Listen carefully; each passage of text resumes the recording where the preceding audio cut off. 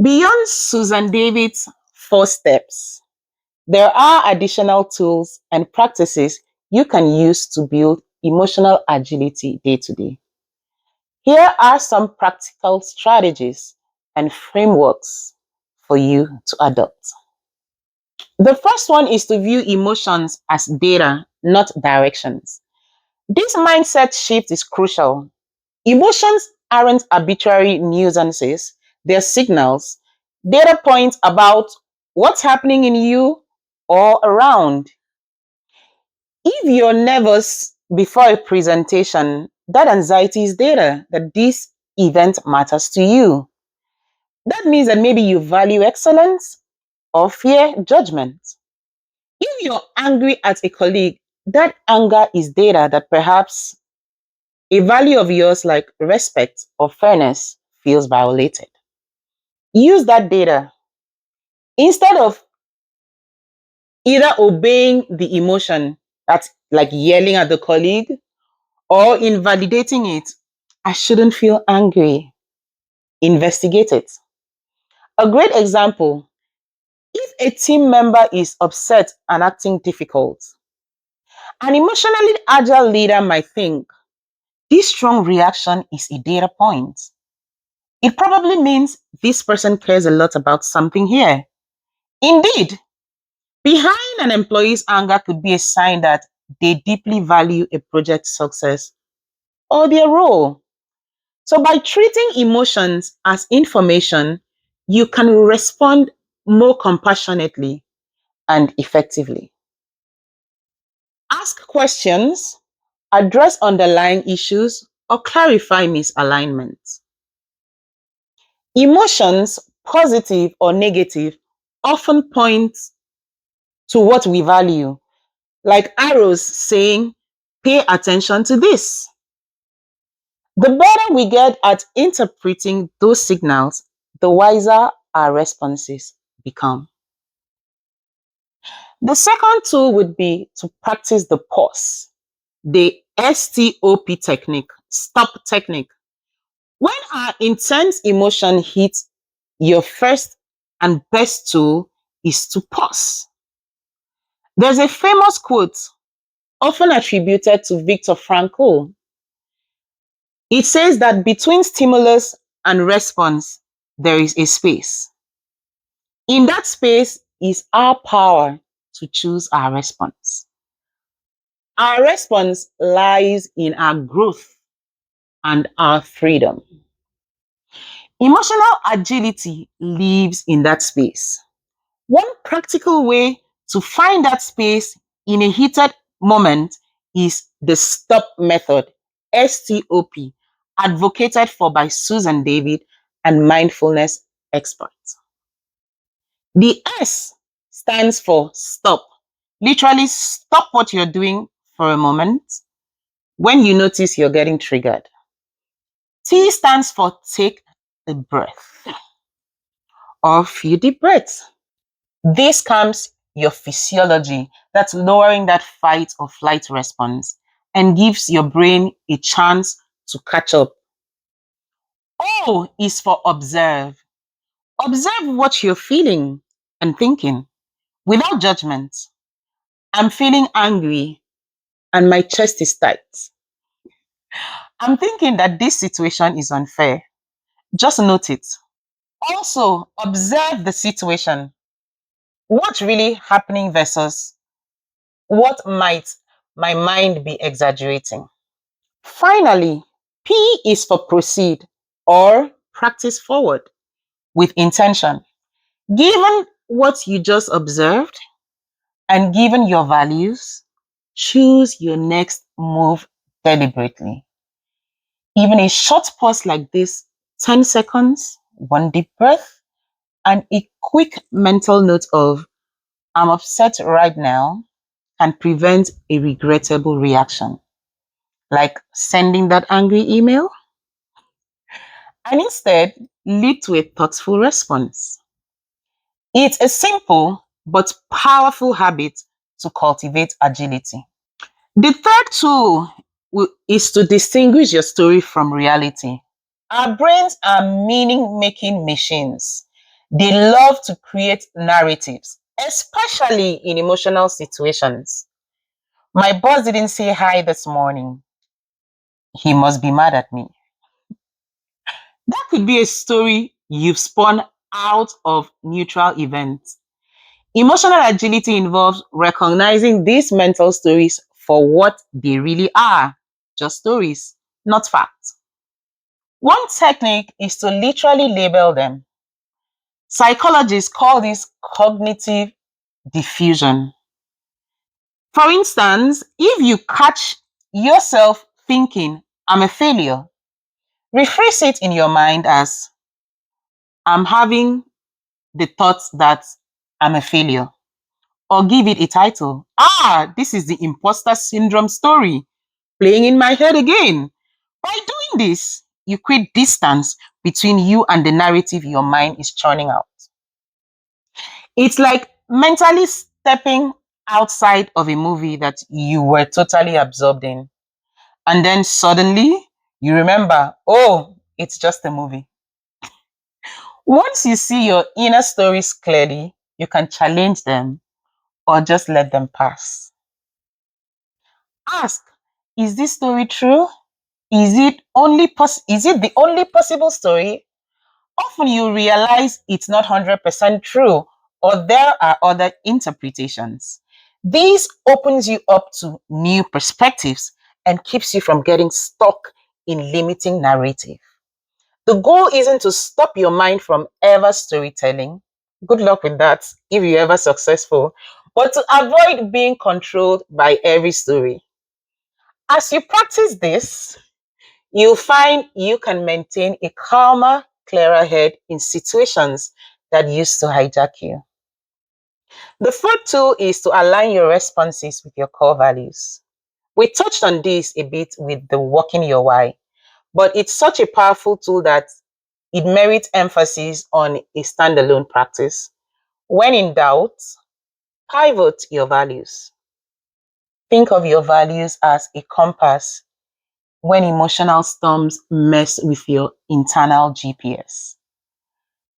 If one of your core values is integrity and you're facing a dilemma at work that's causing an emotional conflict within you, ask, what action here aligns with integrity?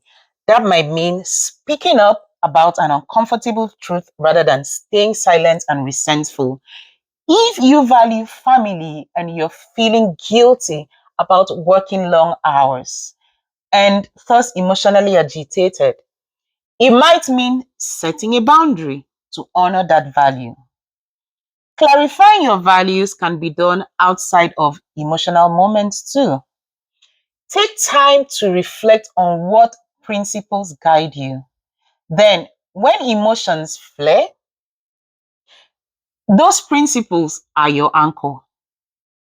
Acting from values ensures that even if you're in a tough emotional place, you are still being true to yourself. It gives you confidence in your choices and reduces regret because you know why you did what you did. You didn't fake it. You are still being true to yourself. It gives you confidence in your choices and reduces regret because you know why you did what you did. The fifth tool is don't fake it, cultivate real positivity. Emotional agility is not about plastering fake smiles or forcing yourself to be cheerful when you are not. In fact, research warns that surface acting, outwardly faking positive emotions while you are internally upset can increase burnout and cynicism and even reduce productivity. Over time, pretending everything is fine when it isn't can lead to more anxiety and depression, not less. So, what do you do when you can't genuinely be positive? Agility means allowing yourself to feel what you feel and finding safe outlets for it. Maybe that means confiding in a mentor, that you're struggling, or even taking a short walk to collect yourself on a rough day. Rather than forcing a grin all day, it doesn't work. Paradoxically, when you accept that you're not okay, you often start to feel better. The goal is to respond constructively but authentically. If you're upset about a decision at work, for instance, emotional agility doesn't demand that you like it. It simply helps you channel that emotion into a useful response rather than destructive ones. Always remember it is what it is. Accepting reality as a first step, but then ask, given that, what can I do that's true to my values? That's a far healthier approach than denial or pretending. The sixth tool, build routine and support. Finally, like any skill, emotional agility grows with patience and sometimes support. Simple routines can strengthen your emotional agility muscle. Journaling for a few minutes a day about what you felt and why can increase self awareness and highlight patterns in your reactions. Mindful meditation, even 10 minutes a day, trains your ability to notice and sit with emotions without immediately reacting. Physical exercise or a regular sleep routine can improve your baseline mood stability, making it easier to be agile when challenges arise. And don't hesitate to seek support in developing this skill.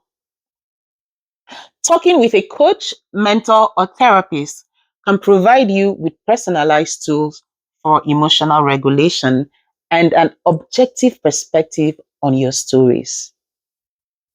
These supporters can challenge unhelpful thought patterns you might not see and encourage you as you practice new responses. Remember, emotional agility doesn't mean you have to do it alone. Sometimes the most agile move is reaching out for help or feedback. Over time, these practices become habits. You start catching yourself in the moment. So you say something like, I'm getting hooked by this frustration, and you know just what to do. So let's bring this to life with a few stories. First, consider a well known historical example of emotional agility in action, the great Nelson Mandela. Upon his release after 27 years in prison, famously chose reconciliation over revenge. He acknowledged his rightful anger and pain, but instead of letting those emotions dictate a bitter path, he used them as motivation to fight for a peaceful, united South Africa. That choice required immense emotional agility. Recognizing anger, holding it, and transforming it into constructive action aligned with his values of equality and peace. Mandela's ability to adapt emotionally to his new reality, which had to do with him working with former adversaries, is often credited as a key factor in South Africa's relatively peaceful transition. It's an example of turning deep personal emotion into growth and change on a national scale.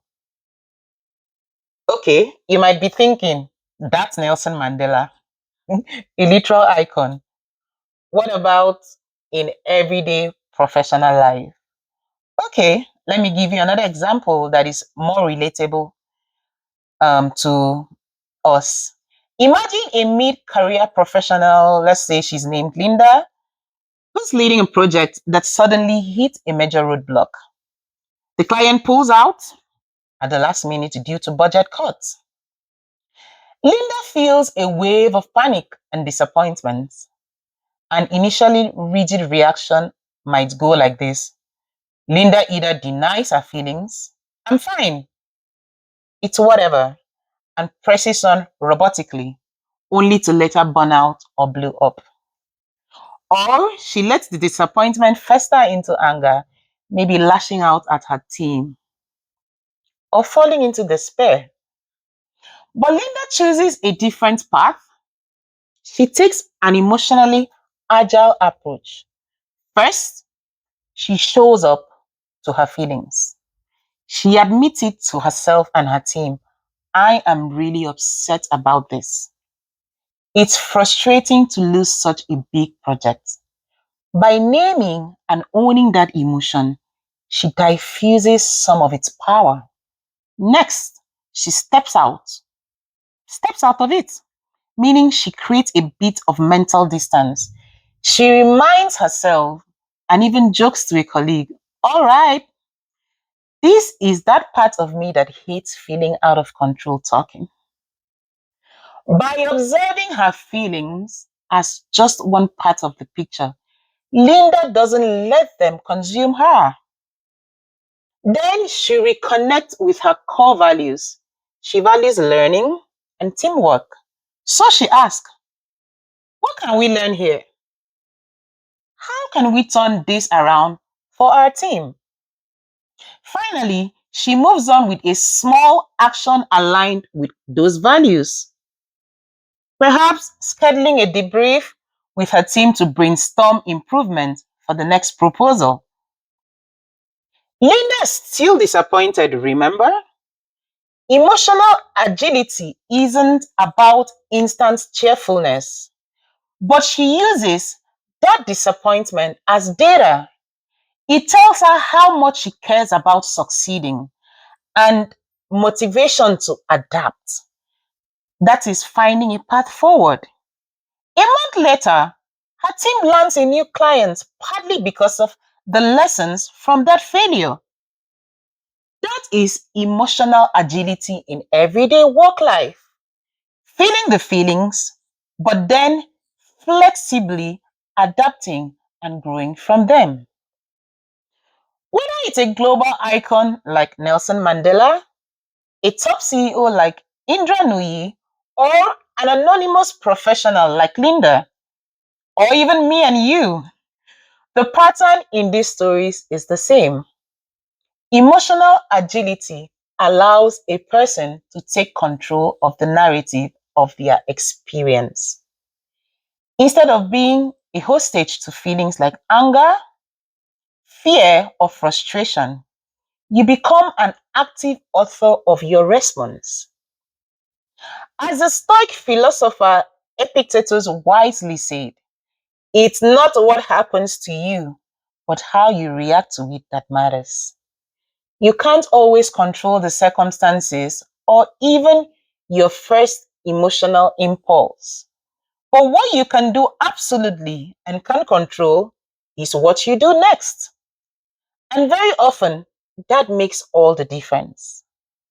To wrap up, let's reflect on what we've covered and how you might start applying emotional agility in your life.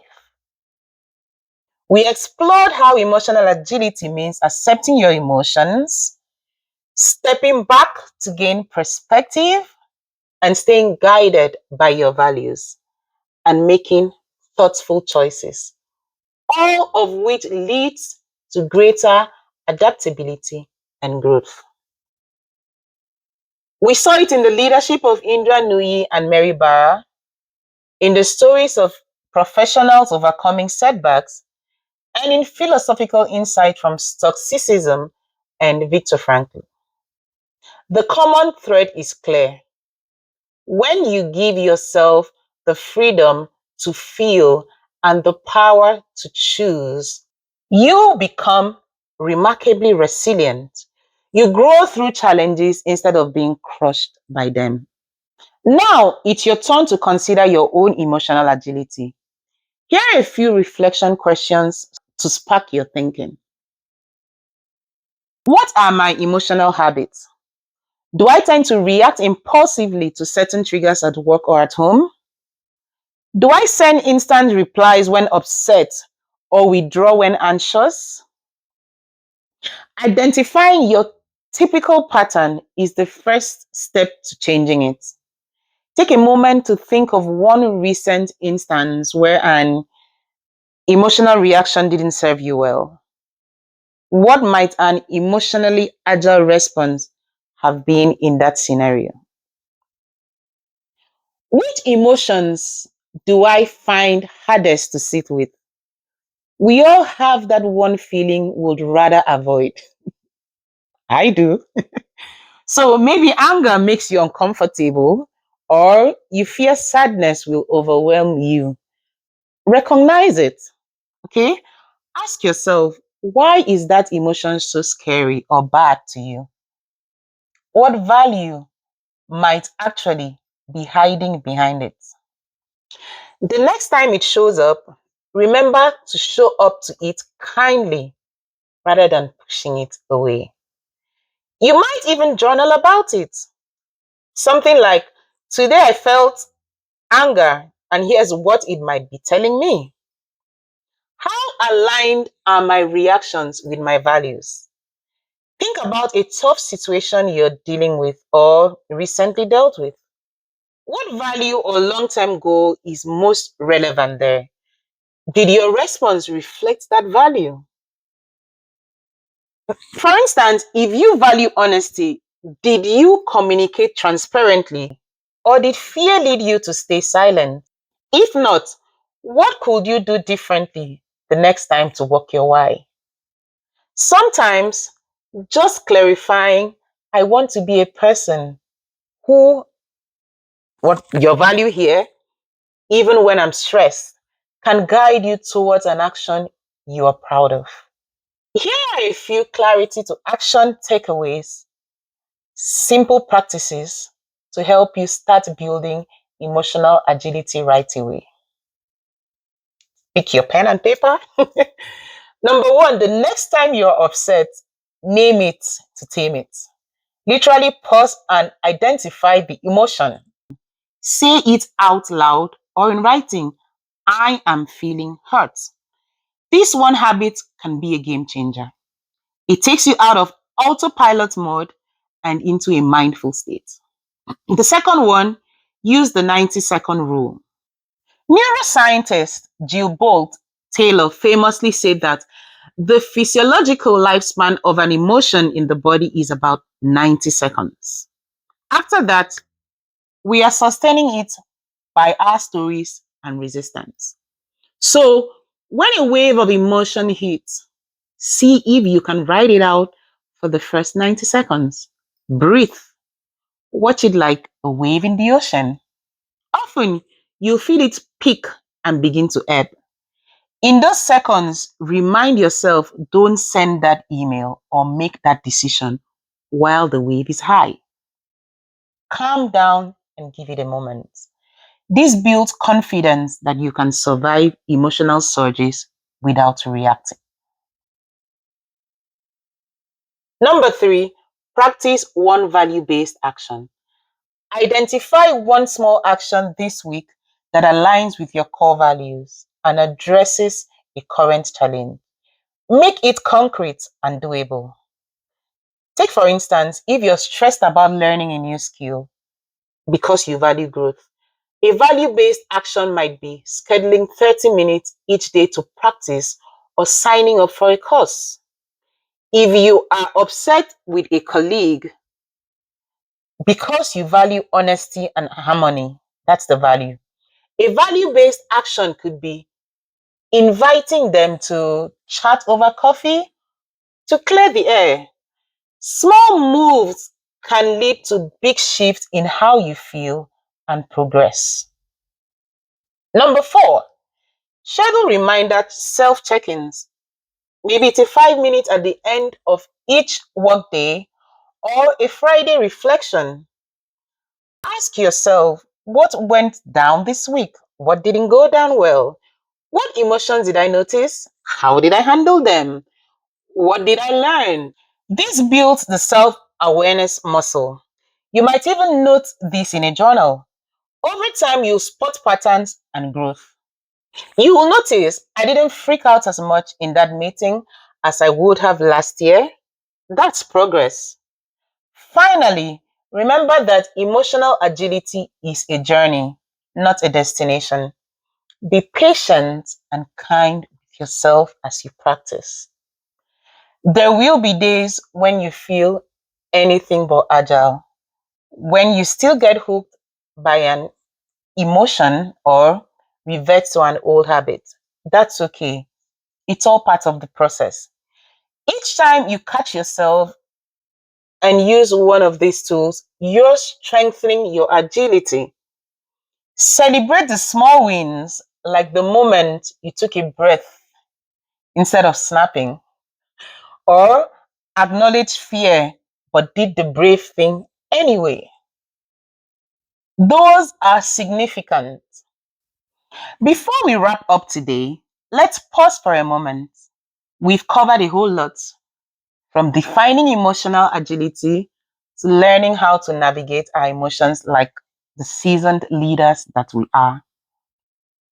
Remember, adaptability isn't about controlling how you feel, it's about reflexing and flowing with what's here and choosing your next move wisely. To quote Susan David one more time, the ultimate goal of emotional agility is to keep a sense of challenge and growth alive and well throughout your life. With emotional agility, you don't shy away from challenges. You embrace them as opportunities to grow, knowing you have the flexibility to handle whatever comes your way. As you leave this episode today, I invite you to carry that mindset with you. Your emotions aren't roadblocks, they are signposts. If you learn to read them and navigate around them, they can lead you to incredible places in your personal and professional journey. If you found today's conversation valuable, you don't want to miss the next episode. We're diving into the power of cognitive reframing in decision making. We'll build on what we've learned today. It's the perfect next step in mastering your mindset and strategy for impact. So please hit the follow button or subscribe so you don't miss it, and I'll see you there.